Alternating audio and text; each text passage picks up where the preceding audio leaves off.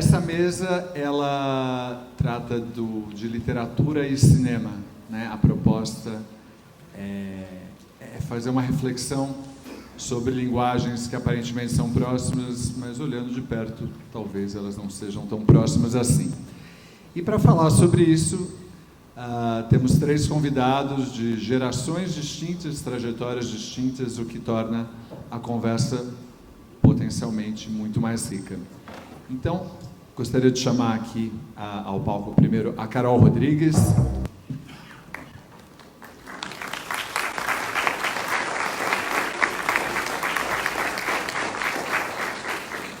Carol Rodrigues, ela tem um livro belíssimo que está ali na mão dela, amarelinho, O Sem Vista para o Mar, que são contos de uma visualidade muito marcante. E ela tem um trabalho e é formada em cinema, né? Então, depois gostaria de chamar ao palco o Ronaldo Bressani,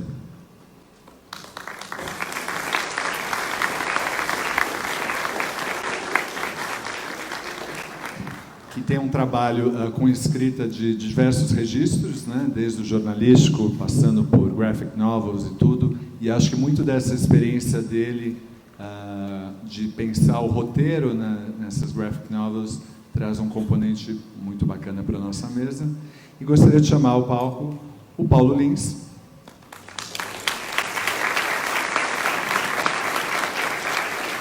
que é um moço que começou outro dia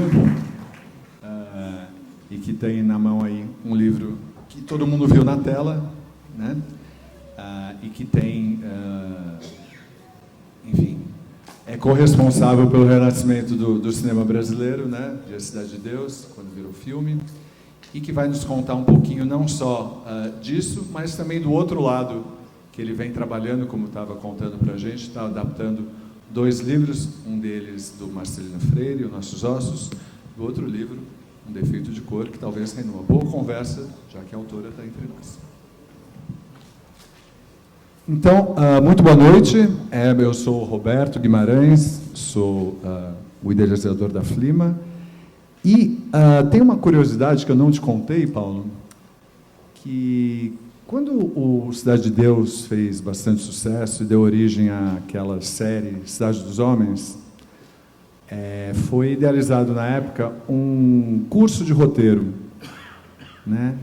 Que era o curso de roteiro Cidade dos Homens. E tinha 10 professores naquele curso e cometeram a insensatez de me convidar para ser um deles, né? Então, naquela época eu fazia um trabalho ligado a cinema e literatura dentro da Educine, né? Que era a área de educação da USP, né? Que lidava com cinema. Então, para começar essa nossa conversa, eu vou pedir para vocês falarem um pouquinho sobre o que, para mim, talvez seja a questão mais interessante para a gente abordar aqui, que é a questão da autoria. Porque cinema e literatura são linguagens que têm proximidades, né? A gente consegue identificar dentro da literatura a edição do cinema, né? Que talvez seja a marca mais importante aí do cinema enquanto linguagem.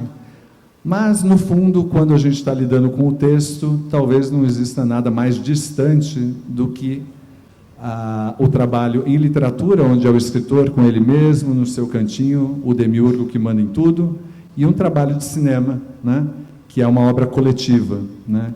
Então, eu queria ouvir um pouquinho de onde há a necessidade de um trabalho coletivo e onde um texto que deu origem a esse trabalho, muitas vezes se dilui pelo caminho, né? Então, para falar um pouquinho sobre isso, de uma ótica do trabalho com o texto, dessa diferença da narrativa ficcional da literatura para o roteiro cinematográfico, é que eu queria ouvir um pouquinho vocês, começando por você, Paulo, por gentileza. Obrigado. Oi, tá bem. Eu estou um pouco... Boa noite. É um prazer estar aqui, eu quero agradecer ao convite. Fico muito honrado. E essas feiras é bom para a gente encontrar os amigos que a gente não vê há tempo, os amigos que a gente só encontra em feira de livro, né? E essa questão da autoria, e eu estou preocupado um pouco com o meu filho, que ele falou que ia estar aqui dentro, eu não estou vendo ele. Aí, deve estar lá fora. Fico preocupado porque é criança. Só dá uma olhada. Falou, Botarelli. Tem um parceiro ali. Então, essa questão da autoria é uma coisa muito relativa. Porque cinema é trabalho em grupo, né? Você é roteirista, você não é o autor realmente do trabalho. O roteiro é um treino, né? O roteiro vai tanto para o ator, para o diretor, para o figurinista, vai para o motorista, que vai levar o pessoal, vai para todo mundo, né? E vai mudando, está sempre mudando, né? De acordo com o trabalho. Até na própria hora de fazer de gravar, de filmar, às vezes o ator muda uma frase que você demorou muito tempo para fazer, uma frase que você acha ótima, porque às vezes tem frase que você faz e está boa, mais ou menos, aí passa e tal, mas tem às vezes uma fala, uma frase, alguma coisa que você achou lindo, que você se fez aquilo de uma forma, você ficou muito feliz de ter feito, e o autor pega e muda a frase.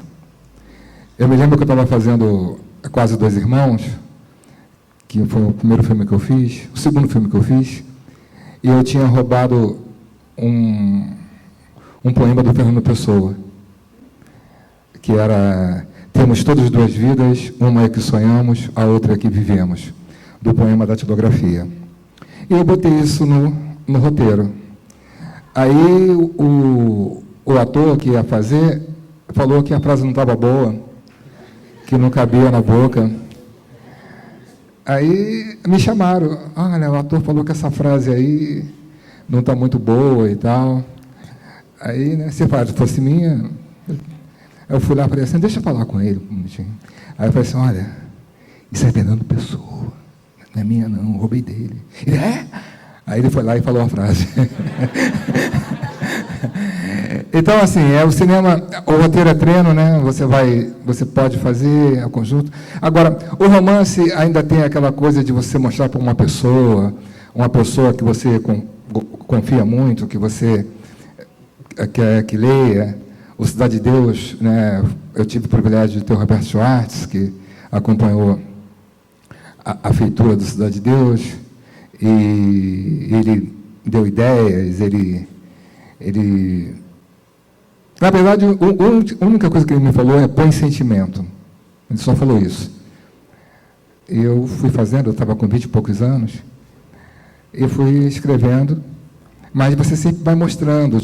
O livro nasceu dentro de um projeto de pesquisa, dentro da universidade, dentro da Unicamp, e muita gente dava opinião, todo mundo falava, né? Os filhos, a mãe, todo mundo fala, né? Não mexe, não está muito bom, não escreve isso está muito pesado e tal. Agora, o que tem mesmo, que ninguém mete a mão, é o poema. O poema, ele é muito particular. Ninguém mete a mão, ninguém fala nada, eu não mostro a ninguém, eu só mostro quando está pronto. E não mudo mais nada, né? Agora, o roteiro é um trabalho em conjunto, né? É um trabalho que você vai fazer geralmente é uma equipe, você trabalha com equipe, ou 2 ou 3, né? Eu estou fazendo um filme agora e o diretor está sempre presente na hora de fazer o roteiro, dar as ideias. A Toca Rachid, que está fazendo comigo, ela entra também, dá as ideias delas, aí você bota uma cena e cai. É uma coisa que realmente a autoria é do grupo, né?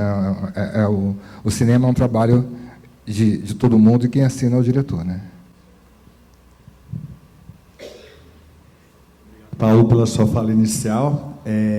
Gostaria de ouvir você agora, Carol. sobre essa questão da autoria e como é que é isso para você. Oi, boa noite. Quero só agradecer rapidinho ao Roberto, ao Vanderlei, à equipe toda de produção e aos moradores daqui. Essa cidade é muito, muito gostosa, é uma delícia. Bom, eu fiz faculdade de cinema, não foi muito uma escolha muito racional, acho que eu meio que caí lá, porque, na verdade, eu prestei Direito e estudei pra caramba, vestibular puxado e tal, mas aí, com 6 meses de faculdade, eu surtei e fui visitar uns amigos que moravam em São Carlos e fui assistir uma aula de cinema. E aí cheguei lá e era uma aula de assistir um filme e discutir o filme. E eu falei, nossa, é possível viver assim? É possível fazer uma faculdade assim? E aí eu não pensei 2 vezes, aí eu larguei e fui estudar cinema. Então, foram 4 anos idílicos de ver muito filme e falar muito sobre os filmes. E tinha uma turminha bem cabeçuda, assim, a gente fazia cineclube e tal. Então, o cinema, quando você mergulha nele, é muito delicioso, enquanto vício. Mas eu trabalhei pouquinho, eu fiz alguns roteiros, assim, que eu me formei, faz tempo que eu não faço também, e sempre em produções menores. E aí, com essa turma de amigos, a gente tinha umas ideias de fazer filmes coletivos onde não tem hierarquia, né? Porque no cinema profissional é uma hierarquia militar. Tem o diretor, o primeiro assistente, o segundo, o terceiro, o quarto, quinto, o diretor de fotografia, e aí vai indo. E como no cinema, mais do que em qualquer outro lugar, tempo é dinheiro, tudo é feito com muita correria, né? Um set de filmagem é um clima meio alucinante, assim. E, nossa, disso eu não daria conta. E aí a gente tentou fazer uma coisa meio coletiva, né, sem roteiro e todo mundo meio que dirigindo, só que o problema é que a gente nunca conseguia acabar os filmes que a gente começava, porque alguém tinha que dar o ponto final. E aí alguém sugeria, aí alguém ia lá, não, mas só mais uma ideia, não, mas só mais uma alteração, não, mas só não sei o quê. Então, eu acho, assim, o cinema, para mim, ainda é um mistério. Eu acho que é uma arte muito complexa, envolve muita gente, envolve muita técnica e tecnologia que vai mudando a cada ano. Então, hoje em dia, enfim, quero voltar a trabalhar com roteiro, mas no esquema escrever o roteiro, entregar e ver o que sai, assim, porque eu acho meio indecifrável como... Eu acho o cinema um mistério, assim. E sobre essa questão da autoria, eu fiquei pensando sobre isso, né, esses dias e... Bom, na história do cinema, na história mais canônica que a gente aprende, uma das partes mais marcantes é de quando alguns diretores se juntaram para falar que a câmera do diretor tinha que ser igual à caneta de um escritor, né? Isso lá nos anos 50, 60, com André Bazin, né? Começaram a rever Orson Welles, enfim, vários cineastas que faziam filmes mais de arte. E começaram a querer fazer filme como os escritores fazem livros. E aí começou essa política dos autores. E isso é mantido ainda, né? O Lars von Trier, por exemplo, ele é um super déspota, né? Todo mundo que trabalha com ele fala que nunca mais vai trabalhar com ele. Deve ser uma coisa meio insana, assim. Então, eu acho que vai muito de projeto para projeto, como a equipe é feita, como é formada, como são os contratos, assim. Mas tem muitos filmes e muitos dos meus preferidos foram feitos dessa maneira despótica mesmo, assim, né? De autores comandando ali, né? Um maquinário gigantesco de pessoas e equipamentos. E, bom, um dos meus cineastas preferidos é o Andrei Tarkovsky. E, como eu sou meio confusa, eu vou ler um trechinho rapidinho de uma coisa que ele fala sobre isso, assim. Rapidamente. Ele é um cineasta que achava que o cinema era feito do tempo, né? Tanto que esse livrinho aqui é muito legal, que ele fala do processo dele, chama Esculpir o Tempo. Enfim, ele fala assim: durante o processo de elaboração de um roteiro, eu sempre tentava obter em minha mente um quadro exato do filme e até mesmo dos cenários. Atualmente, porém, estou mais propenso a trabalhar uma cena ou tomada apenas em termos muito gerais, para que elas surjam espontaneamente durante as filmagens, pois a vida característica do lugar onde se envolve a ação, a atmosfera do set e o estado de espírito dos atores podem surgir novas estratégias, surpreendentes e inesperadas. A imaginação é menos rica que a vida. E hoje em dia, sinto com intensidade cada vez maior que ideias e estados de espírito não devem ser determinados antecipadamente. É preciso saber abandonar-se à atmosfera da cena e lidar com o set com a mente aberta. Então, ele era um autor, ele se considerava um autor, ele falava... outra frase, rapidinho. Não entendo por que motivos levam uma pessoa dotada de talento literário a querer ser um roteirista, a não ser, obviamente, que o faça por dinheiro. Para ele, literatura e cinema eram coisas completamente diferentes, e o diretor é o diretor. Assim. Se tem algum escritor, vai ser um parceiro criativo, mas todas as pessoas da equipe estão à mercê da decisão dele como autor. Assim, né? Mas, enfim, os filmes dele são absolutamente maravilhosos. E essa coisa que ele falou de se abrir para o set, né, eu acho que é aí que mora a magia do cinema, independente da forma como é feito. Assim. Ele filmou um dos filmes dele que eu mais gosto, chama O Espelho, e era todo passado numa casa de campo, e ele levava a equipe para passar tempo lá, ver o sol nascer lá, ver o sol se pôr lá. Então, mesmo de forma hierárquica, ele conseguia envolver a equipe nessa atmosfera. E eu acho que essa coisa de se preparar para abrir espaço para a vida é uma coisa que me marcou muito, vendo muito filme e aprendendo sobre e fazendo um pouquinho assim. Então, acho que essa é uma das coisas que eu tento trazer para a literatura, talvez, assim, não roteirizar demais, não pensar demais e que a hora da escrita seja como um set, talvez, assim. Né? Pensar que se você tem 1000 fantasmas, né? Você está sozinho, mas você tem seus fantasmas, suas angústias, seus fracassos, enfim, tem seus fantasminhas ali junto com você. E, enfim, tentar fazer o momento da escrita como se fosse um set e ver se a vida aparece. Sei lá, não sei se respondi, enfim. Muito obrigado pela sua fala inicial, Carol. Eu acho que com essa deixa dela, né, entre quem tem, não sei por que quem tem talento literário vai escrever roteiro, acho que é uma boa provocação para você abordar inicialmente essa questão da autoria, e acho que no seu caso tem até um componente adicional, que a sua produção tem diversos registros, incluindo o jornalístico, então acho que você pode abordar por aí, por favor.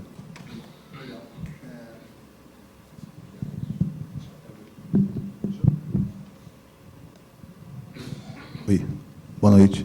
Boa noite, gente. Muito legal estar aqui. Cidadezinha fofa demais, né? Dá vontade de colocar dentro de uma maletinha essa cidade, assim, sair, voltar para São Paulo com ela. E quando quiser fugir, a gente entra dentro da maletinha. Obrigado pelo convite, pela festa, né? Um lugar incrível, programação ótima, amigos excelentes, né? Sempre bom reencontrar os amigos. A gente só se reencontra nesses lugares, né? Enfim, eles ficaram falando de cinema aqui, aí eu fiquei pensando em umas outras coisas, né? Você falou aí do ator, né, que enfiou um caco lá no meio do filme, do filme, na verdade o caco era do seu, o caco era do Fernando Pessoa, e você falou também sobre esse processo de colaboração e de deixar o espontâneo aparecer, né? Eu lembrei de uma história de um livro que eu traduzi, na verdade, que é Androides Sonham com Ovelhas Elétricas, do Philip K. Dick, de onde saiu o filme Blade Runner, do Ridley Scott, né? E eu tinha visto o filme primeiro, como muita gente chegou no Philip K. Dick, que é um dos maiores autores de ficção científica de todos os tempos, né? Talvez um dos maiores autores americanos do século XX, super adaptado, um dos autores mais adaptados para o cinema, né? Talvez depois do Stephen King é o autor mais adaptado para o cinema. E ele tem esse livro, né, o dos androides. Aí eu tinha visto Blade Runner já dezenas de vezes, é um dos meus filmes favoritos, né? Já conhecia o filme inteiro e tal.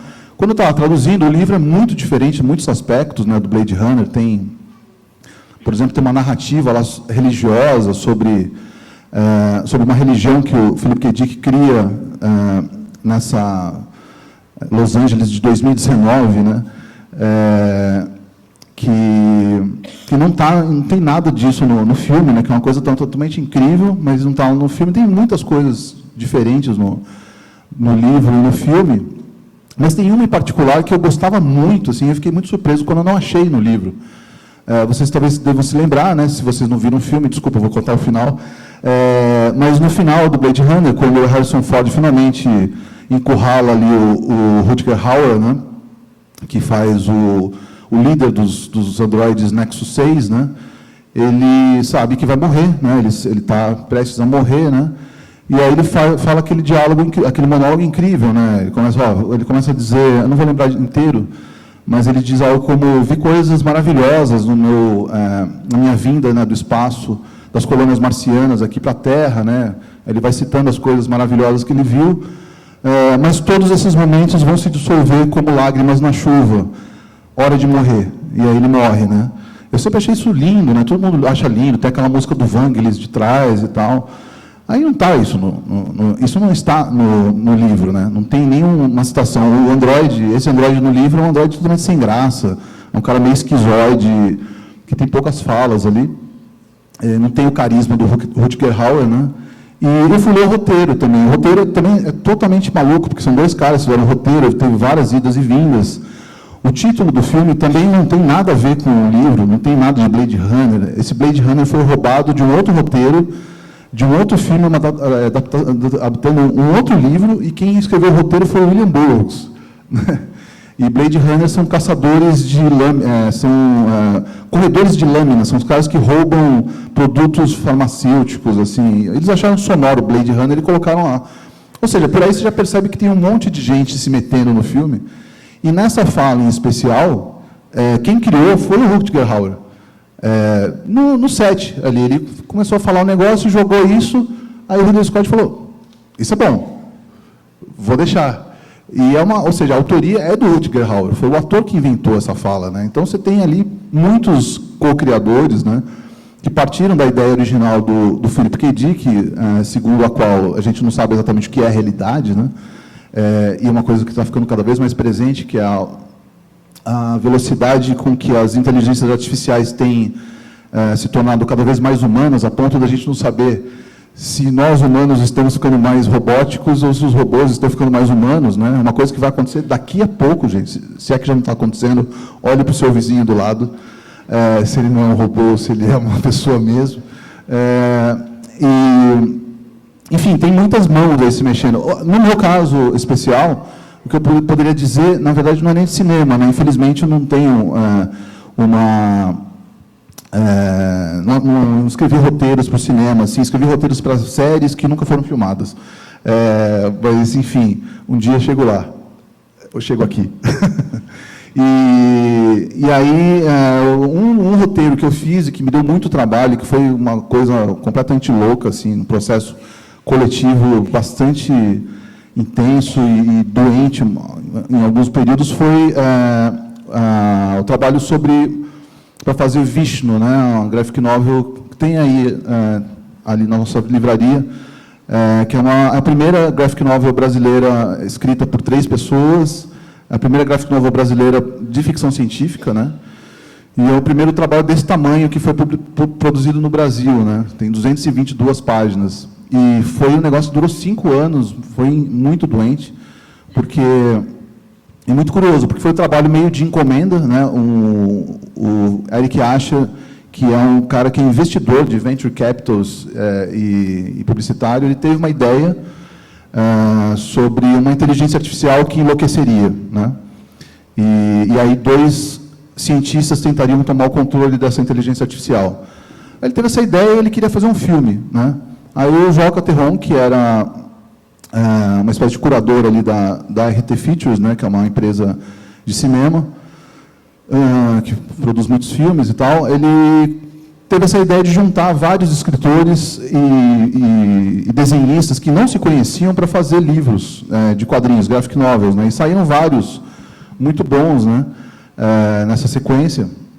E aí o Joca acabou me convidando, né? Ele sabia que eu gosto de ficção científica, e convidou o Fábio Cobiaco, que é um gênio total dos quadrinhos, assim, é um mestre absoluto da arte dos quadrinhos, um cara muito discreto, mas que também conhece muito de ficção científica, né? Para desenhar, né?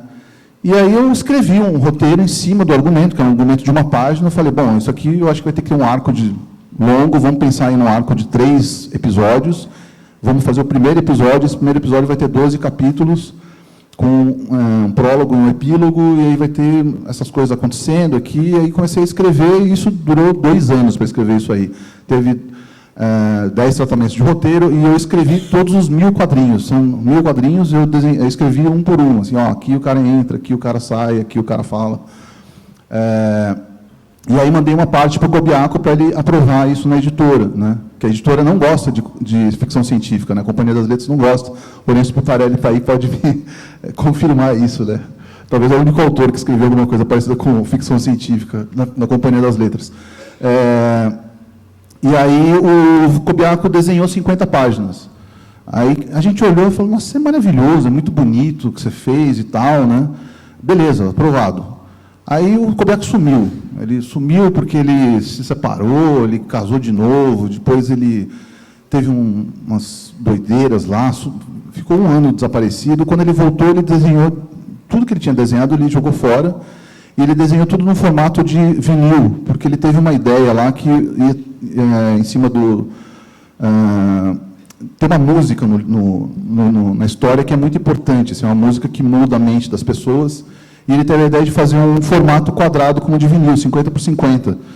Aí eu falei, beleza, né, Kobiaco, só que eu já escrevi tudo, né, e como é que a gente vai fazer? Porque quando você faz o quadrinho, né, você faz aquela divisão de 9, né, 3, 3, 3, que é a clássica, e na última 9 tem um gancho para a primeira lá em cima, e essa dupla tem um gancho para a próxima dupla, né, tudo é pensado, só que quando ele redesenhou tudo de 21 por 28 para 50 por 50, ele cortou todos os quadrinhos, então ele cortou todos os ganchos.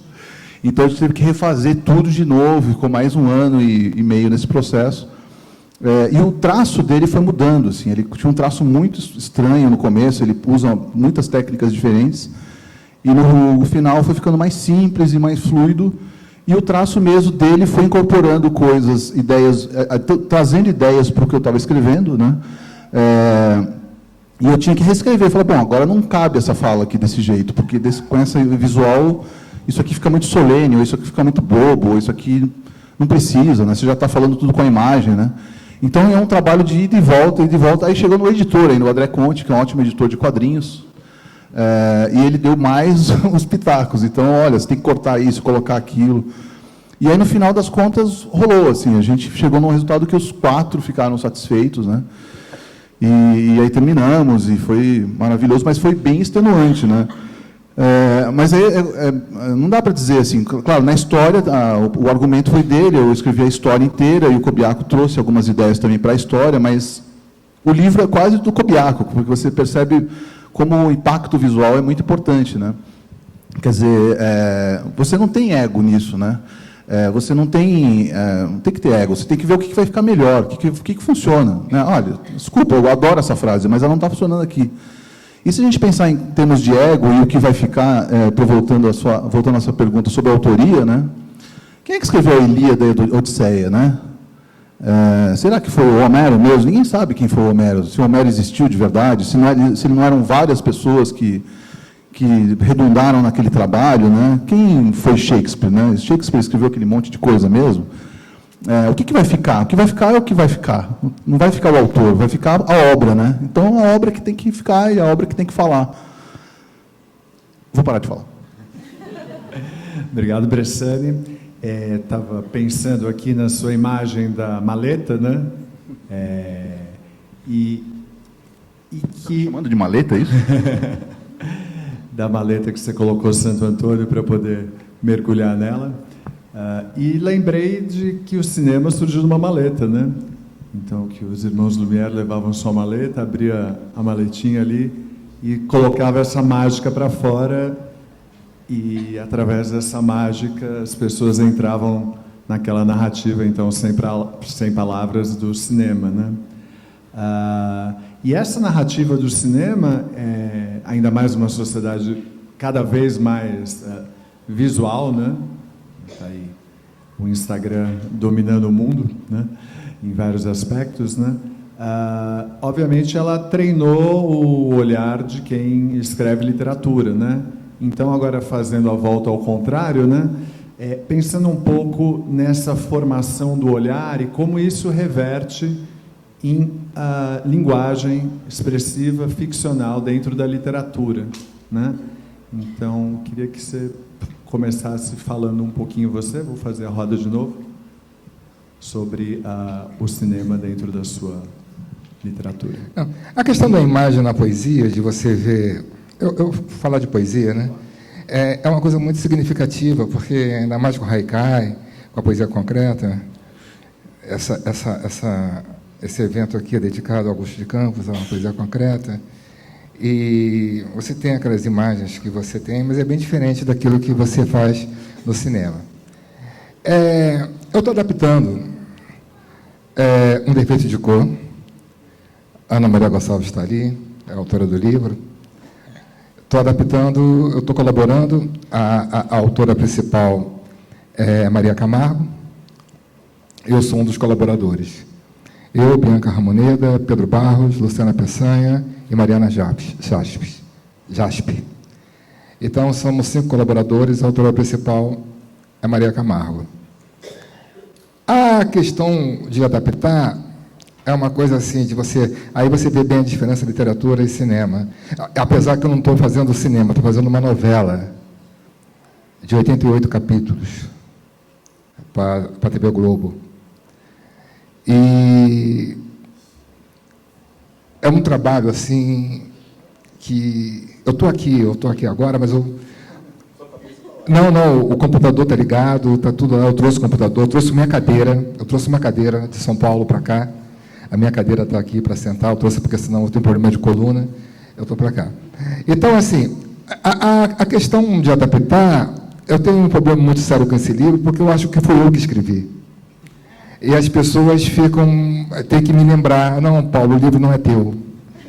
Várias vezes eu já falei que o livro era meu, não, quando eu fiz isso, não. Então, é um livro que eu conheci. Eu estava escrevendo sobre o samba, e tinha uma relação muito grande com a África. E quem me deu o livro, eu fui em Niterói, na UF, assistir uma palestra da Mary Karachi, e tinha uma pessoa, que é Flávio Gomes, que é um dos maiores historiadores de escravidão no país. Ele me olhou e falou assim, trouxe para você, lê. Aí eu falei aqui assim, que é isso? É o livro sobre escravidão no Brasil. E me deu o livro. E ele é um dos maiores historiadores, né? Ele e João Zé Reis são os maiores historiadores de escravidão no Brasil. Eu peguei o livro e fiquei louco com o livro. E eu acho que o livro é meu. Ela escreveu porque ela quis. É um problema dela. E a gente vai tentando pegar... Eu não traí o autor.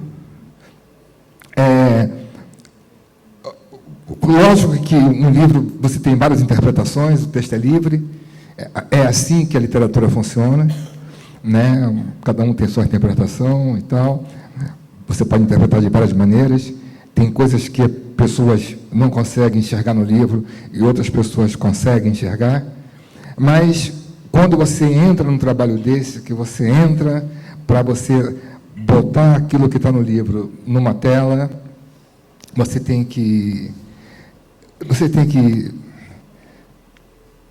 sei lá, tem que entrar mesmo. E talvez tenha coisas que... Às vezes ela fala comigo que tem coisas que eu sei mais do que ela. Não, isso aí você sabe mais do que eu entro. Mas aí o que acontece? Eu não conhecia a Ana Maria, aí eu fui atrás, eu conheci, fiz amizade com ela, uma grande amiga minha, e estou adaptando o livro. Agora, o que eu posso mudar tudo no livro, porque tem coisas que realmente não cabem. Você vai colocar uma cena que no livro funciona muito bem, mas no cinema não vai funcionar. Então, você tem que fazer adaptações, né? Você vai ter que mexer, vai ter que fundir personagens, vai ter que tirar algum personagem, porque o livro tem mais de 500 personagens, passa por várias gerações, há uma saga, né? Começa com a menina criança e termina com ela velha narrando o livro. Ela é a narradora do livro. Então, você tem que juntar personagens, pegar coisas de um personagem, que não vai entrar no filme, que não vai entrar na novela, e colocar em outro que vai entrar, você tem que adequar, você tem que fazer essas coisas, mas a ideia é que, se eu fosse fazer um poema, eu teria que também trazer a essência do livro. E é muito bom você estar em diálogo com o autor, de quem escreveu, o que ela quis passar. Eu já vi, fui assistir entrevista, a gente acompanha tudo, várias entrevistas da Ana Maria Gonçalves, a equipe toda lê, o que ela quis dizer, o que ela falou.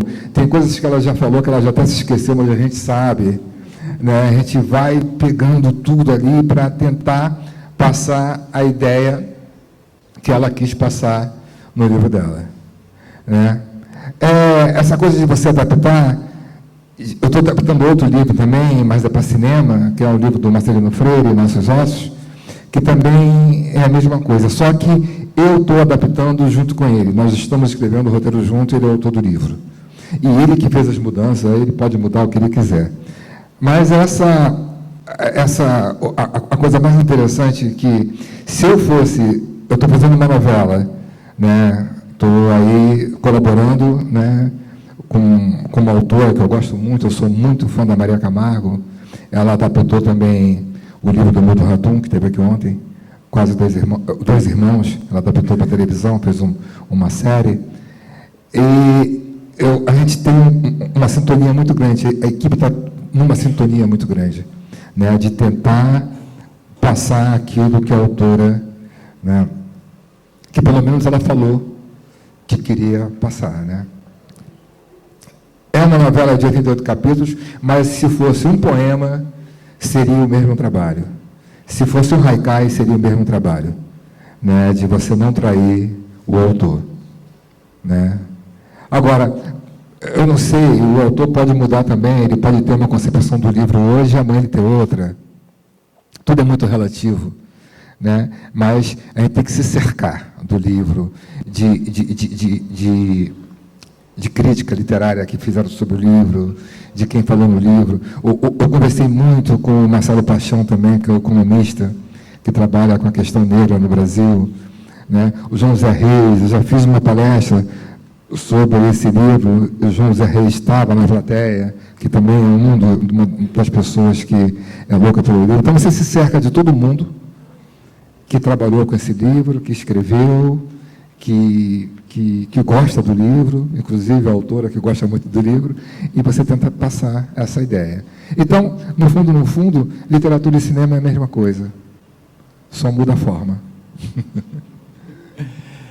Você estava falando várias vezes do poema, né? Estava aqui pensando de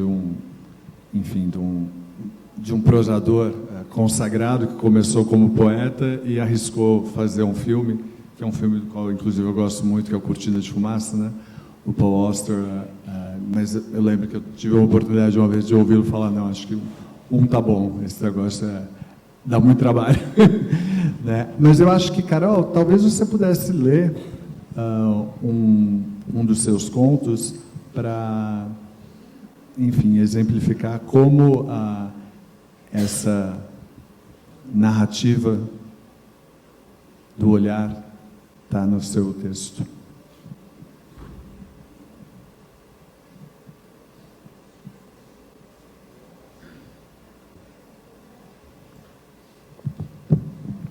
Tá, peguei um curtinho aqui, que chama Penélope e a Roda. O pó confunde pedra e cobra atropelada. O céu mergulha reto, o fim da risca, a vista turva deixa ver. Não tem vento, não tem árvore. No ouvido só chocalham as partes do escorpião. Um boneco manco que acelera e afrouxa. Engrenagem que pede mais corda. Por 6 minutos foi assim. É que o pneu furou a primeira vez. É que atravessa o sertão de volta para casa. É que o ácido pingado há 8 horas na língua ainda bate. Uma gota cai da cara ao colo, é a hora. Um cleque-rec abre a porta. O pé sapatilha pisa a terra, cola pó ao verniz. O pé faz ponta bailarina, tica-tica até o porta-malas, cleque-rec-mum que se abre. O tampão lasca uma unha, o esmalte Penélope. O tampão ao banco de trás. O estepe Michelin, 7 quilos, 12% do seu peso matinal. O estepe ao chão topa uma pedra e cai oculto. O céu suga a terra, uma espiral brilha neon. O kit lacrado, o manual de instruções. Sinalizador a 40 metros do veículo, importante. Mas não tem 40 passos para dar, a sapatilha e o triângulo para o chão, logo ali a 2,5 metros. O macaco hidráulico para erguer o carro. Gire no sentido horário, há quanto tempo não usa relógio. Para a esquerda, para a direita, é para a direita, e o golzinho 1000, rique-rique, se ergue. A chave de roda na roda e as porcas para fora. Para onde? Ainda bem, tem bolso vestido. O anel de pedra atrapalhando, vai para o bolso também o anel. O pneu para o chão caiu de pé, ele rola sem pedra no caminho, agora ele rola para sempre. Estatua, a mão na testa e acena com a outra. Pneu furado, a vista turva. Foi-se. Acho que eu vou parar por aqui, só o comecinho desse conto. Continua? É? Tá. É curtinho. Apanha o estepe. O vestido branco já é bege, a renda já tricô mal pontuado. E o macaco desinflou, tem que travar o sentido anti-horário. E essa roda posta em pé também não quis deitar. Rola para encontrar sua irmã sem pedra, nem cobra no caminho. O corpo congela e derrete a mão na testa, a testa mais suja, o escorpião, rec-rec, alguém deu corda. É parar ou correr, é parar, mas tem que correr. Tira ou deixa a sapatilha, é nova, é Carmen Stephans, é presente que restou do João. A decisão ela deve poupar, quem não tem culpa, cada pé treme enquanto é despido. Poupado par dourado descansa no tampo, ali no banco de trás. Ergue a renda enrugada da barra da saia, pisa, tica-tica, até que deve correr que a roda vai. O pezinho arde nas pedrinhas, filhas das putas todas da Bahia não pararam o pneu. Mãos soltam o vestido e fazem arco nos braços para correr melhor. A roda segue alegre, não esquece sua roda metade. E metade dela ficava no carro, que essa metade correndo já era coragem. Margaridinhas vão caindo dos cabelos, o tica-tica vira tum-tum, corre agora o pé inteiro no chão. E para. A roda não chegou ainda. É um leão que caminha no turvo que o sol faz no sertão. Um fiozinho escorre a perna, a mão bate na testa, o leão vem andando, os olhos bem grandes, bem focados nos dela. Ombro articulado ao quadril, coisa linda de bicho sedutor. Passa perto ali, cheira a renda deformado, nariz quente no joelho. Escorpião, rec-rec, unha trisca uma na outra, o leão quieto e a luz aglutina. Abre a boca, uns 1000 dentes, ela espera o som da morte, o som da fome, mas o som virou outra força. Que sugou do chão as pedras todas, era o leão de pedra que adornava a entrada da casa, estava em casa. Mas sua casa não tinha leão, era ainda a estrada, não era leão, não era nada. Olhou para trás o carro e para frente era nada, e do seu lado, tocando o pé descalço, era a roda que voltou de ré e descansou. Levanta o corpo morto nos braços, na barriga arqueia as costas. Tem pó na cara, no cabelo, no corpo e dos olhos, para tudo que existe. Nos 40 passos ao carro, toca a trilha do bom, do mal e do feio. Cada porca é apertada para nunca mais sair. Rec-clec gira a chave, a 90 por hora o barulho é de chuva de pedras, em 12 minutos chega em casa. Na porta a mãe aflita, minha filha, teu vestido, cabelo, sapatilha. Teu noivo ligando, minha filha, tua avó, teu pai, a família. Não casou por quê, minha filha? Saiu assim, coitado João. Passou carão lá na igreja, rapaz bom. Vai fazer o quê da vida, minha filha? Vai fazer o mais redondo quê? E o penteado tão lindo e esse ninho de rato? Cadê tua aliança, minha filha? Essa unha lascada fez ontem. O esmalte Penélope, tão feliz com a unha rosa. Antes de entrar, se lavar, sair de novo e de vez, tinha ainda o Morricone na cabeça. Para a mãe se virou e conseguiu abrir a boca para dizer que essa unha agora é Ulisses. Enfim.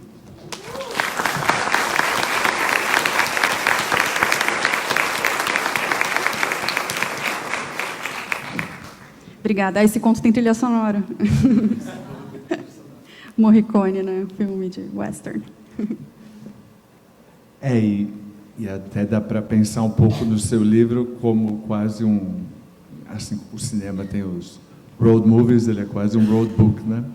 Que ele, enfim, tematicamente, né? De todos esses deslocamentos, sem vista para o mar, né? Road movie é uma delícia, né? Nossa, é muito bom em qualquer momento da vida, nos bons e nos ruins.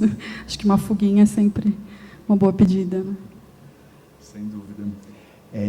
Você gostaria de ler um trechinho também? Que você separou para a gente? Pode ser. Porque eu gostaria de também dizer que a gente vai abrir para perguntas daqui a pouco e que a gente vai estar colhendo as perguntas, né, por escrito, né? A Eveline vai estar colhendo. Quem quiser fazer perguntas, ela traz para cá, eu encaminho aos nossos escritores aqui. Bom, eu vou ler um trecho aqui do meu romance Scalpo, que é o que eu escrevi faz alguns anos, 2 anos, eu lancei ano passado. Só dando um contexto assim, breve, né, do que eu vou ler aqui, só para vocês entenderem. É a história de um cara que é um quadrinista, né, o Ian Montenegro. Aliás, desculpa, Negromonte, às vezes quando eu confundo os nomes dos meus personagens. E ele, enfim, ele se encontra numa situação meio terrível. Ele perde o emprego, perde a mulher, e ele vai perder também o instrumento de trabalho dele, logo mais, e por causa disso ele vai acabar virando um detetive, né? Aí tem quando ele perde a mulher, ele vai morar na casa de um amigo dele, né? E aí o amigo dele é um cara ativista e tal, envolvido nas manifestações políticas de 2013, né? Pós-2013, e ele está meio depressão lá no sofá, e o amigo dele fala, não, vamos lá na manifestação, você precisa ver, mas o cara é apolítico, ele não quer se envolver com política e tal. E ele não gosta de se meter com política e nada. E aí ele acaba indo com esse amigo para o municipal. E aí acontece um negócio mais ou menos assim. Já passamos dos 5.000 manifestantes quando saímos do municipal em direção à prefeitura, e dali para a Praça da Sé. Em poucas curvas, em rabiscos nascidos do gesto intuitivo da mão, em uma única linha imprecisa, eu registrava em alta velocidade o sisudo carnaval político. Homens, mulheres, policiais, passantes, gente que saía do trabalho com pressa na direção de um ônibus antes de rolar a treta. Garotos que zanzavam com saquinhos de esmalte e me fitavam com olhares fragmentados. Traqueiros, curiosos, velhotes furiosos, executivos com cara de foda-se, senhoritas indignadas, estudantes e professores fumando bancários e serventes levantando cartazes, os sem-teto em suas camisas, bonés e bandeiras vermelhas. E, ao redor de tudo, o cheiro da bossa dos cavalos da polícia militar, que bruscamente me recordavam meu pai. Entre beijinhos, Gui e Verônica, que são os amigos dele, trocavam informações sobre os melhores parâmetros a aplicar em suas câmeras para garantir o máximo de luz e o foco mais afiado possível. Eu exultava com um clima de adrenalina depois de um dia tão apático. Quando chegamos à prefeitura, vimos um clarão espocar do alto de um prédio da Praça da Patriarca, e em seguida a explosão tão perto de nós, os black blocs na vanguarda, dispararam informação correndo e brandindo porretes e extintores de incêndio. Olha lá o P2 jogando bomba de cima do prédio, filha da puta! Talvez a reação tivesse vindo cedo ou tarde demais, pois subindo a rua Líbero Badaró, a tropa de choque se agigantava, marchando com o pretexto da explosão, servido como um antepasto ao banquete de carnificina que rolaria em breve. Já estavam próximos, pouco mais de 10 metros, e mesmo assim não paravam de caminhar em frente de braços dados. Os novos capitães de mato dos poderes constituídos pelos homens de bem, muito longe dali, claro, instalados em suas camas e escritórios, mirando o inferno nas telas de seus camarotes VIPs. Capitães de mato tão embrutecidos e desnorteados quanto seus próprios cavalos.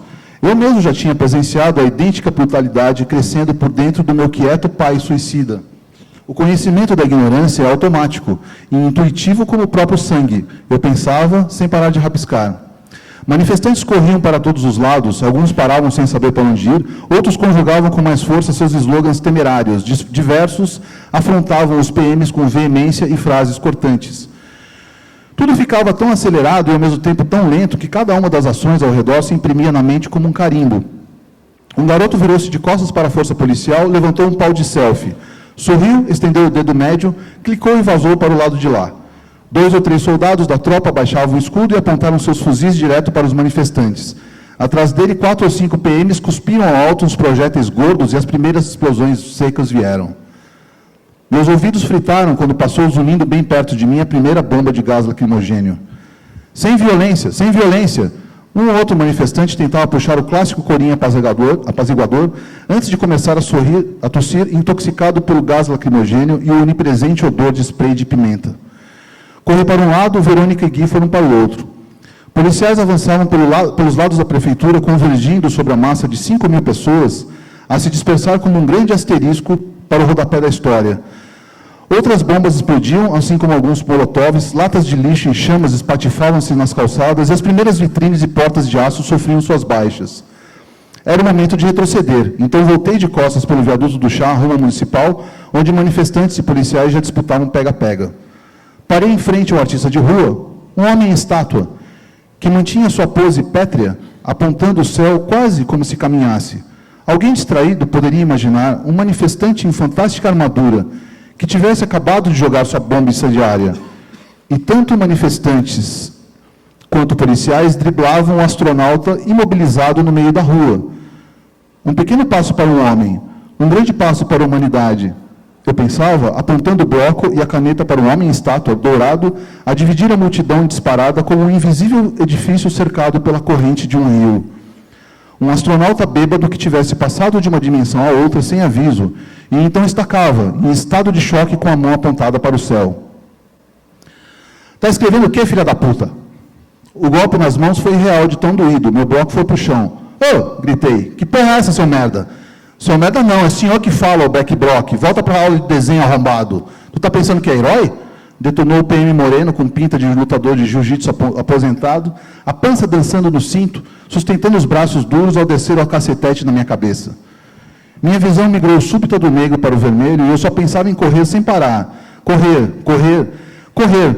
Mas tropeçava e caía e levava torradas na cabeça e nas mãos e nos dedos se esmigalhando a tentar proteger a cabeça e o bloco de desenho. Até que desabei na escadaria do Teatro Municipal, antes de sufocar sob o gás de pimentas perdido na cara, ou sob os gritos de uma garota de dreadlocks que veio em meu socorro, a última imagem que eu preservaria nas retinas, até entrar no disco voador pilotado pelo astronauta dourado. Valeu.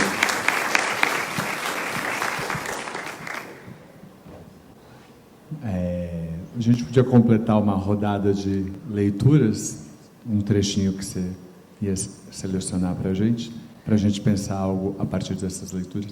Eu queria fazer uma homenagem ao curador. Ele saiu, esqueci, ele estava ali sentado.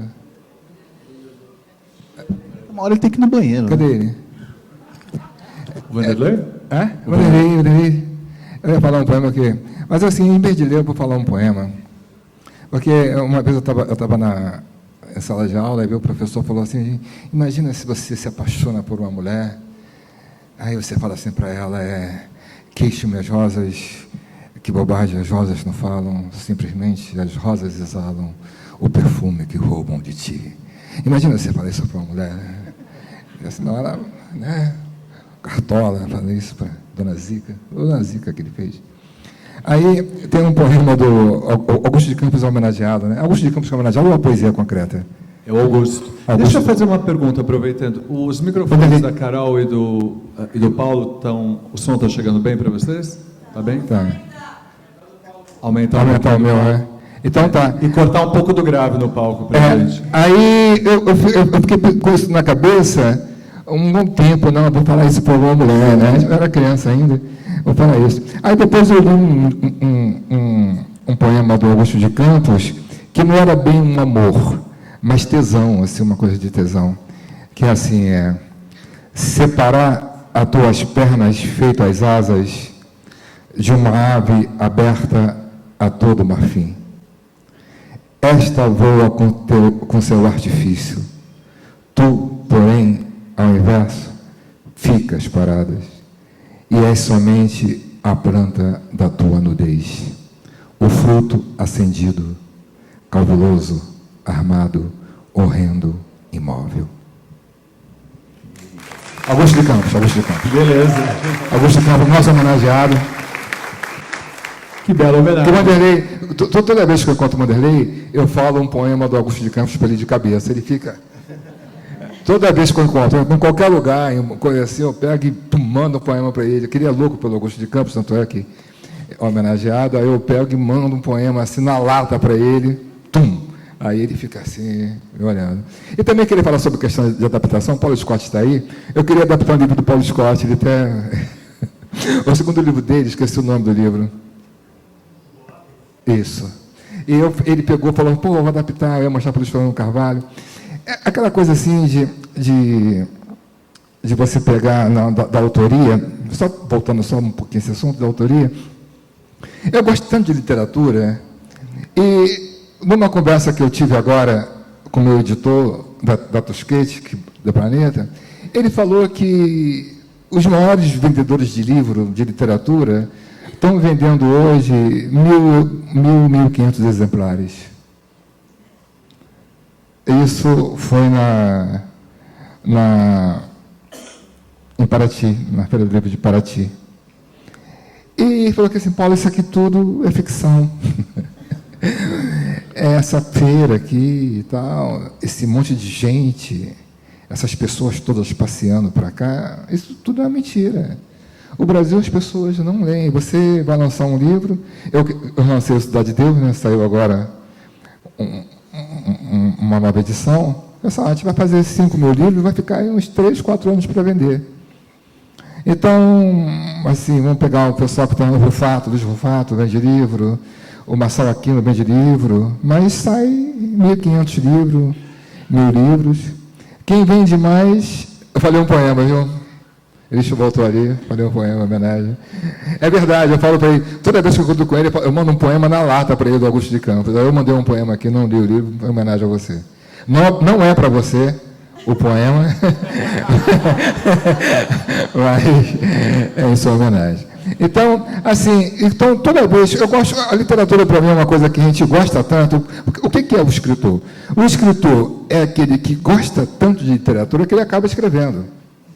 Ele gosta muito, acaba quer fazer igual. Então, todo livro que eu gosto, que eu leio, né, eu quero adaptar para cinema. Né? E eu estava já trabalhando na Globo, e tinha o Luiz Fernando Carvalho, e ele me mandou pô, vamos tentar fazer e tal. Eu estou aqui, sabe? E tem vários livros que eu quero adaptar, né, que eu quero transformar, para divulgar a literatura. Porque o Cidade de Deus ele é muito mais conhecido pelo cinema do que pelo livro. Né? E quando você adapta uma obra de arte para série, para televisão, o livro da Ana Maria Gonçalves não é um livro muito conhecido no Brasil. Para começar, é um livro de 900 e poucas páginas. Né? E é um livro que todo brasileiro deveria ler. Né? Todo mundo deveria ler esse livro, eu acho. Ainda mais que fui eu que escrevi. Todo mundo deveria ler. E você agora, eu acho que esse livro, indo para a televisão, ele vai ter, se a gente for tentar ser o máximo de fiel ao livro, vai ter mais leitores. Que foi o que aconteceu com a Cidade de Deus no mundo todo. Né? O sucesso do filme alavancou a venda de livro.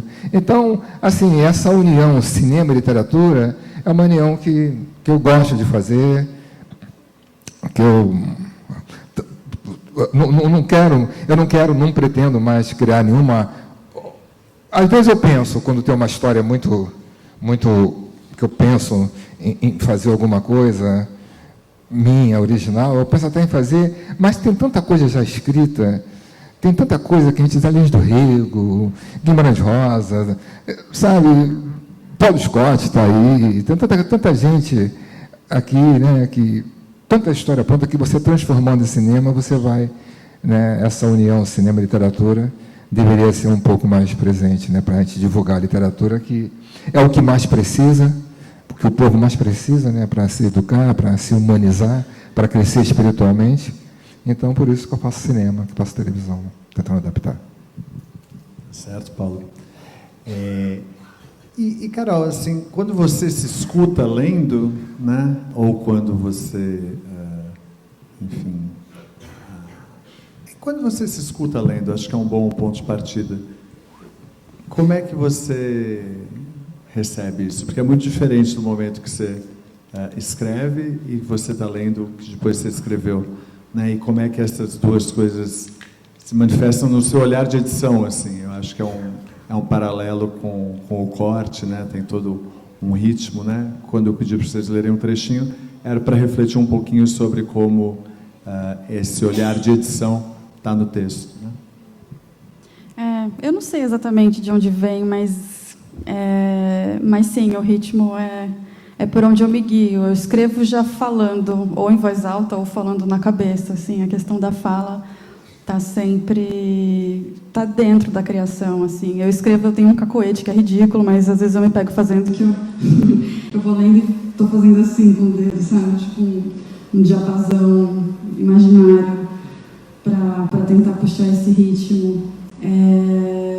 Bom, o Tarkovsky, né? Vocês podem ver, eu gosto bastante dele. Ele fala que o ritmo é o que vai trazer o espectador para dentro do filme. É através do ritmo, do trabalho do tempo que ele vai fazer a pessoa sair do lugar onde ela está para aceitar o universo que você está propondo. Então, não sei, eu acho que isso ficou meio que uma marca, um jeito de ver, assim, um jeito de...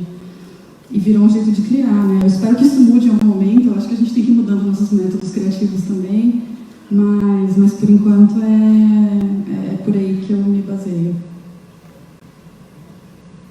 E a gente ouviu um outro ritmo, né, da sua narrativa ali, toda bem visual também. Você acha que você percebe diferente quando você lê o que você escreve? É um pouquinho diferente do processo dela? As perguntas estão chegando, gente? Gostaria de saber.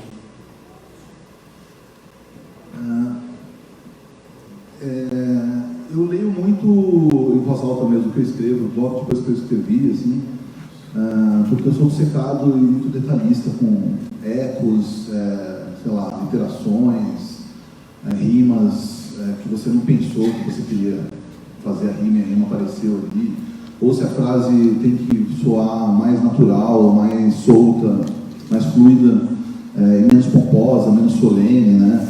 Se tem adjetivo demais, assim, essas coisas aparecem na leitura, assim, né? É claro que depois de muito tempo, né, como a Carol disse, assim, você acaba criando uma vozinha na cabeça, assim, que quando você escreve, você já escuta essa vozinha, meio maluco isso que acontece mesmo. Mas eu sou obcecado, eu escrevo um texto, esse livro foi escrito na terceira pessoa, depois eu passei para a primeira, depois eu passei para a terceira de novo, depois eu voltei para a primeira, porque eu queria achar a voz do Ian, né? Eu queria saber como é que ele pensava que ele é um quadrinista, né? Então eu queria pensar numa pessoa que tivesse uma apreensão da imagem muito desesperada, assim, alguém que quisesse aprender o mundo para dentro de 4 linhas o tempo todo, né? E ao mesmo tempo ele estivesse vivendo sob essa tensão, assim, sobre esse momento intenso da vida dele em que ele está perdendo tudo, né?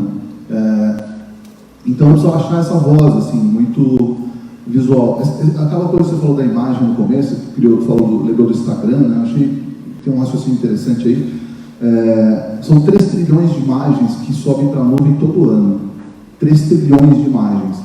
Quer dizer, pode ser que daqui a um mês isso mude para 4 trilhões de imagens, né? A gente sobe, sei lá, 5 bilhões de imagens para o Instagram por dia, né? Quem é que vai ver essas imagens? Ninguém vai ver essas imagens, né, gente? Desculpa. Ninguém vai ver os seus pezinhos ali na areia, ninguém vai ver aquele pôr do sol, ninguém vai ver aquela comida que você fotografou, aquele cachorro, aquele gato, aquilo tudo vai desaparecer como lágrimas na chuva, como dizia o Android. Isso tudo vai sumir, né? Ninguém vai ver. Talvez as inteligências artificiais vejam, talvez elas estejam vendo e criando alguma coisa em cima dessas imagens. Mas o fato é que essas imagens são clichês, são lugares comuns, né? Que não querem dizer nada porque elas são destituídas de sentido, elas não têm mais força, né? Elas são imagens que fazem com que a gente fique cada vez mais apático e apacentado e entorpecido, né? As pessoas querem que a gente fique entorpecido. E a literatura, né, como diria o Ítalo Calvino, pode ser esse antídoto para a gente tirar a gente da apatia.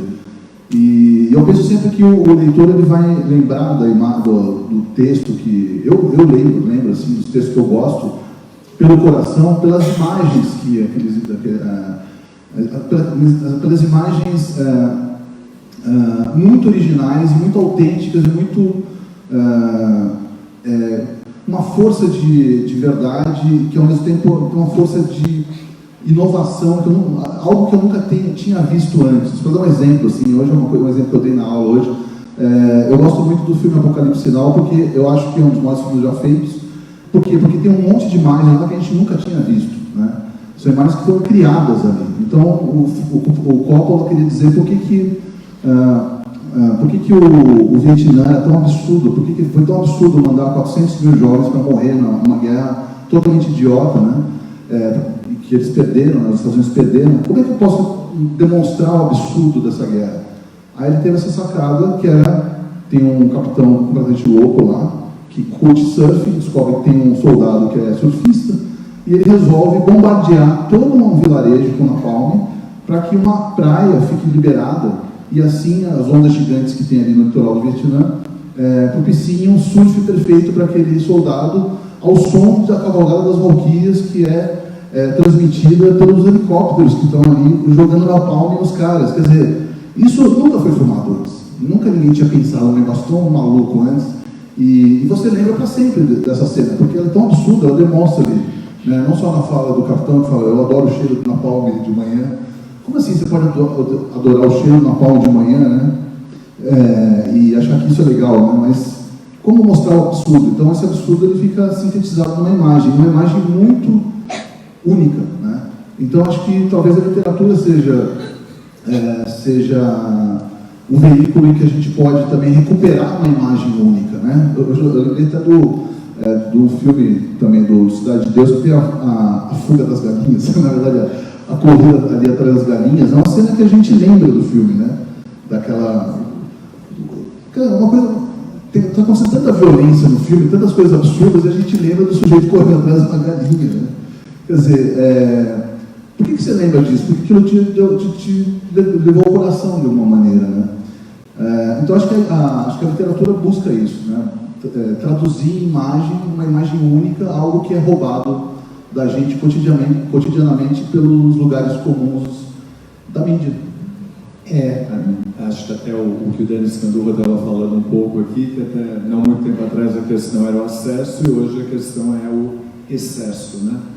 E acho que o espaço da literatura é exatamente criar também as intimidades e outras possibilidades de interpretação sem exigir esses milhões de dólares de helicópteros, né? Que você estava, aquela cena maravilhosa do Apocalipse Now, mas que um parágrafo, né, exige um universo de recurso para materializar, né? A gente recebeu algumas perguntas aqui e eu recebi também um papel dizendo que a gente tem tempo para 2 dessas perguntas. Eu vou abrir uma exceção, vou fazer 3, né? E acho que pode ser um bate-papo assim. Uma delas e acho que pensando em cinema brasileiro, isso é uma pergunta pertinente, que o que está mais ameaçado pela escassez de público? O livro ou o filme? Para mim essa pergunta? Você responder, acho que o que está mais ameaçado pelo quê? Pela escassez de público. Nossa, que pergunta fácil de responder. O que está mais ameaçado, o cinema ou a literatura, no Brasil especificamente? Olha, no Brasil hoje a gente tem 20 filmes em cartaz em São Paulo brasileiros. 20 filmes brasileiros em cartaz. Nunca aconteceu na história do cinema brasileiro você ter 20 filmes em cartaz ao mesmo tempo. É claro que alguns blockbusters saíram de cartaz, né? Não tem Os Incríveis, sei lá, não tem alguma coisa deixando esse monte de sala solta, né? Então, sei lá, eu acho que tem alguma esperança aí. Para a literatura, o Paulo acabou de dar esse diagnóstico, né? São 1.500 livros vendidos aí de literatura por ano, somos nós mesmos que compramos, nós escritores. Por ano não. Demora 3, 4 anos para vender. Somos nós mesmos que compramos, eu compro seu livro, eu compro o meu. É assim que... Eu não sei, porque também veio uma pergunta, acho que na esteira da fala do Paulo, né, de ampliar acesso e tudo, né, como as adaptações fazem com que o interessante se volte para o livro e tal, né? Então acho que essa pergunta veio um pouco dessa provocação, mas será que os filmes também têm tanto público assim, né? Eu acho que... Não, e acho que hoje esses 20 filmes que estão em cartaz, né, eles começaram a ser produzidos no auge da era Lula, com o Mancini que tinha dinheiro e que repartia de maneira, enfim, mais democrática, com métodos menos esquisitos, né, do que está rolando hoje. Então, esses filmes são produtos de uma política cultural que foi excelente, né? Então, enfim, é legal que tem muito filme bom sendo feito agora, mas, por outro lado, qual que é o horizonte para os próximos 5 anos, né? Esses filmes vão captar da onde? E cinema tem que ter dinheiro do Estado. Cinema não pode vir da iniciativa privada, eu acho, pelo menos. Eu acho que é meio que fundamental, assim, né? Acho que eu vou pegar carona na sua fala e na reação da plateia para fazer uma pergunta que abre esse campo, que é uma pergunta do Dorival, que ele diz assim, enfim, que o Brasil vive provavelmente a sua pior crise econômica e política, com risco de descambar para uma crise institucional, enfim, com risco concreto ao Estado de Direito e à democracia, e está pedindo uma apreciação de vocês, sabendo se a gente tem uma saída para isso, E eu acrescento, não está na pergunta, do Dorival, que mora aqui em Santo Antônio, faz um trabalho muito bonito à frente da Afropress, né, que é a única agência de notícias mais longeva também, acho que são 15 anos, não é isso, Dorival? 12? 14, então, quase 15, né? Que, enfim, faz um trabalho muito bonito aí dentro da Afropress, que cobre prioritariamente sobre a ótica da população negra, né? E, assim, acrescentar na pergunta do Dorival, o que enquanto escritores, o que se pode fazer para contribuir para esse cenário com essas sensibilidades? Então, eu queria fazer uma rodada final, né, pensando no Brasil aí, se é a saída, que é a pergunta dele, e qual que é a contribuição que a literatura e a arte podem dar nesse sentido. Eu acho que o Brasil não está ruim, não. Pode ser uma coisa assim, porque o que acontece? A gente tem o judiciário, o legislativo e o executivo unidos contra o povo. Por quê? Se esses três poderes não estivessem juntos, agindo contra o povo, o Lula ganharia. Então, a questão é essa. A questão é que só através do golpe, né, só através da polícia batendo, porque quando teve o panelaço da classe média, a polícia não batia, tirava foto. Quando o pessoal foi fazer, a polícia batia. Então você tem os três poderes juntos para acabar com a esquerda no Brasil, com os movimentos populares, com tudo isso. Né? A questão do negro, por exemplo, eu vejo hoje as discussões nas periferias, as discussões no movimento negro, a FLUB, lá no Rio, a discussão está muito grande, como nunca teve, o debate está muito grande. O movimento literário mais importante no Brasil, para mim, foi o movimento que começou nas periferias de São Paulo, o movimento literário, isso no Brasil todo. Então, essa consciência política, ela se transformou em voto. É lógico que você pega os três poderes, a mídia também, os quatro poderes juntos, só assim que conseguiu. Só através de um golpe da polícia batendo. Porque se não tivesse isso, a gente não estava aí, o Brasil estaria avançando. A questão, eu acho que tudo isso, a grande revolta da elite começou na época das domésticas, das empregadas domésticas.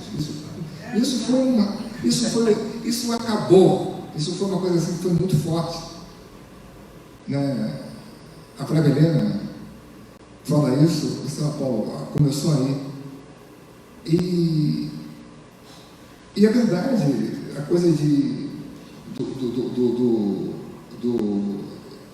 da patroa encontrar com um porteiro na Europa, isso foi a coisa do aeroporto virar rodoviária, o pessoal não quer. Então, uma luta de classe muito grande, entende? Então, eu acho que fazer o quê? A gente não vai enfrentar a polícia. Quem que vai sair, né, para fazer manifestação com a polícia batendo, matando, dando tiro, aquela coisa e tal? Então, a questão foi o golpe. E eu acredito que vai ter fraude. Se a esquerda entrar, vai ter fraude. Esse golpe acho que vai demorar, infelizmente, acho que ele vai demorar muito tempo. Ninguém dá um golpe assim para ficar só 2 anos, 3 anos. Foi um golpe.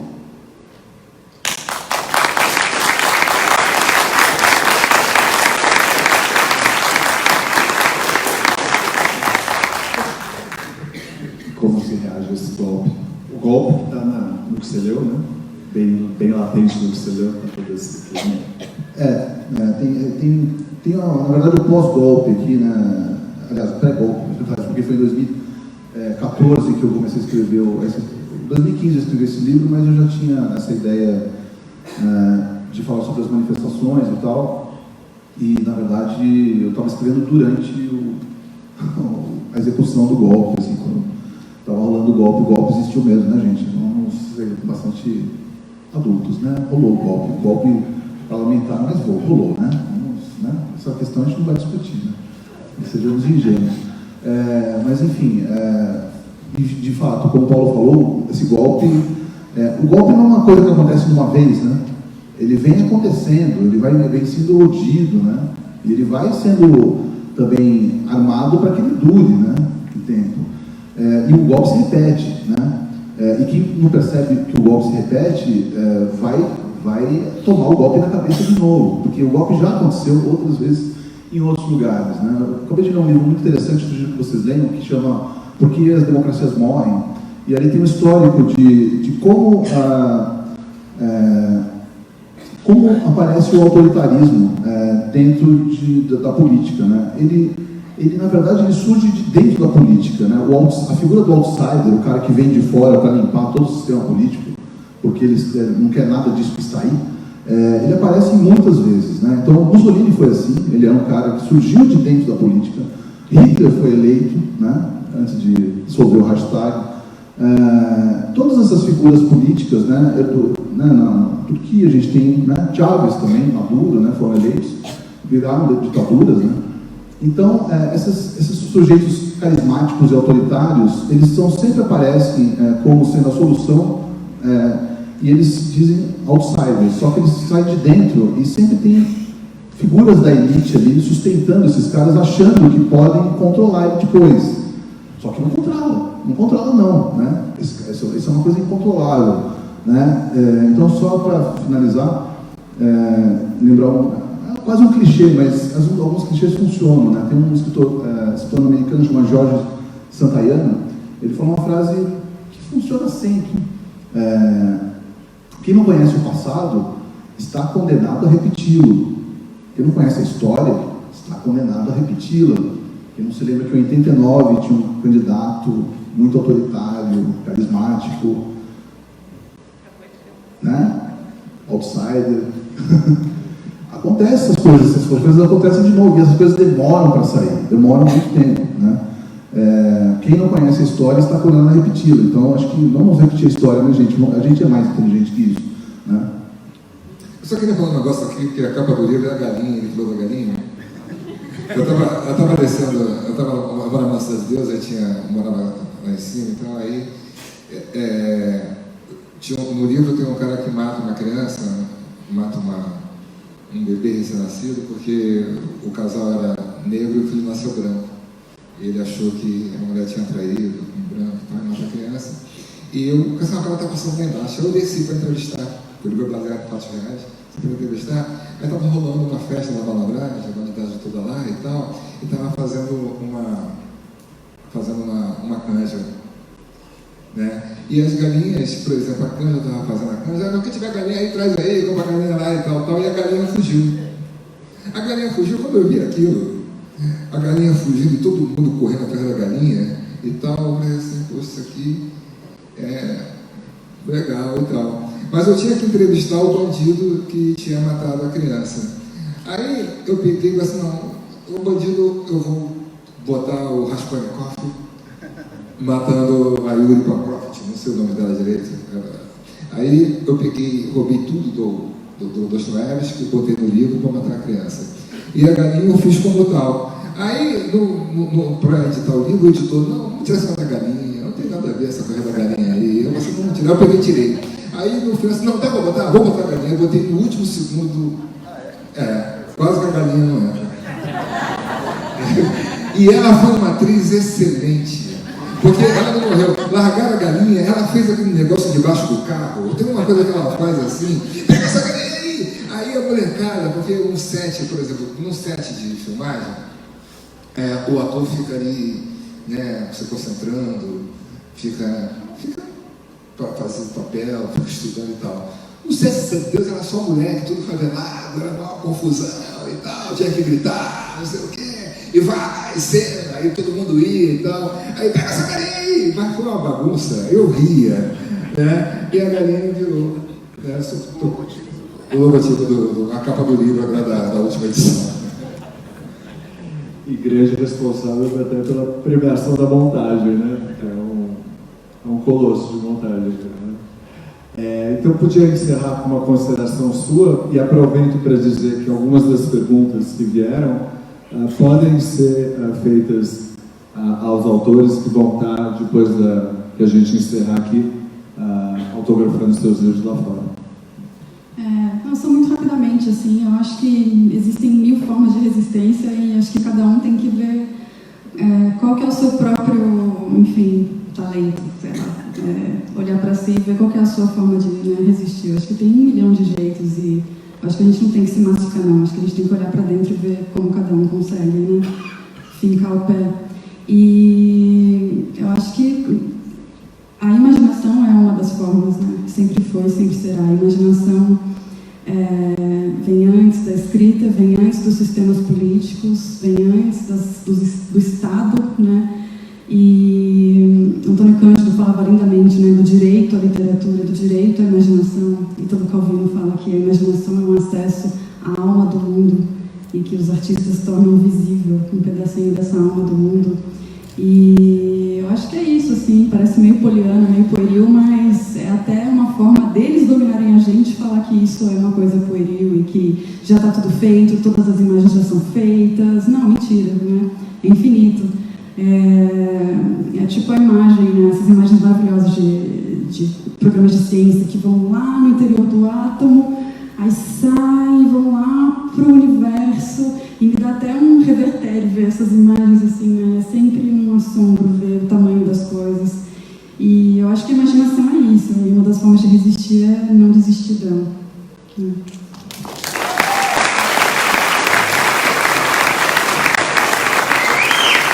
O espaço da imaginação, o espaço de resistência, como está tendo no final do textinho do catálogo da firma, certamente foi o que motivou a Festa Literária Internacional da Mantiqueira. Por isso que a gente está aqui, para acreditar nesse poder transformador, nesse espaço da imaginação, da resistência e do trabalho de formiguinha, né?